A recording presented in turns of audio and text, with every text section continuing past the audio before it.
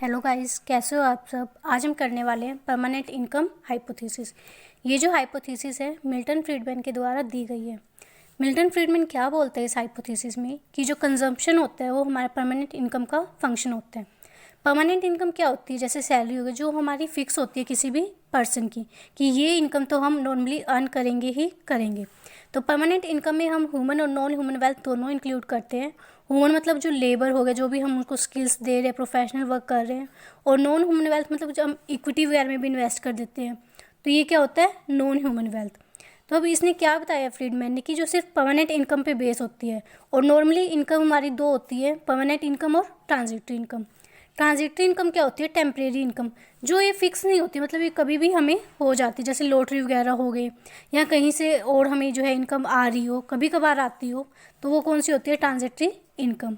तो फ्रीडमैन ने जो है ट्रांजिटरी इनकम को इंक्लूड नहीं किया, ये बोलता है कि वो सिर्फ परमानेंट इनकम का ही फंक्शन है। अब फ्रीडमैन क्या बोलते हैं कि लॉन्ग रन में जो हमारी ट्रांजिटरी इनकम होती है वो क्या होती है, ज़ीरो। अब कंजम्पशन किसका फंक्शन होता है, स्मॉल सी अपॉन में वाई सी।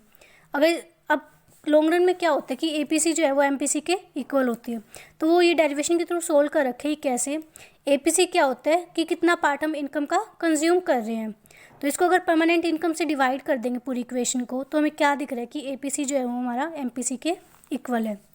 और शॉर्ट रन में हम क्या देखते हैं कि जो एपीसी और एमपीसी क्या है, डिफरेंट है, क्योंकि शॉर्ट रन में हमारी ट्रांजिटरी इनकम होती है, कई बार पॉजिटिव होती है और कई बार नेगेटिव होती है, पर शॉर्ट रन में हमें होती है।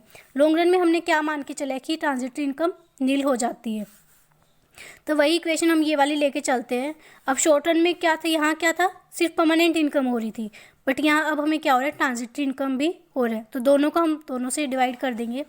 अगर ट्रांजिटरी इनकम हमारी पॉजिटिव में, मतलब कुछ हमें अर्निंग हो रही है, तो हमारी टोटल इनकम क्या हो जाएगी, बढ़ जाएगी, जिससे कि ओवरऑल हमारी एपीसी की वैल्यू कम हो जाएगी एमपीसी से ना। कई केस में क्या होता है कि हमें कई बार लॉस भी होता है, तो उससे लॉस से क्या होगी, हमारी ओवरऑल इनकम डिक्रीज हो जाएगी, जिससे हमारी ओवरऑल एपीसी है वो बढ़ जाएगी ना। इस हाइपोथेसिस में क्या बताता है फ्रीडमैन, अजम्पशन ये मान के चलता है कि जो ट्रांजिटरी कंजप्शन और ट्रांजिटरी इनकम होती है उनके बीच में कोई रिलेशन नहीं होता, और जो ट्रांजिटरी इनकम और परमानेंट इनकम होती है उनके बीच में भी कोई कोरिलेशन नहीं होता।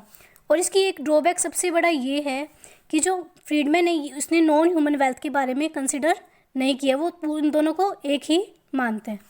तो यही थी permanent income hypothesis. I hope आपको समझ में आई होगी। Thank you.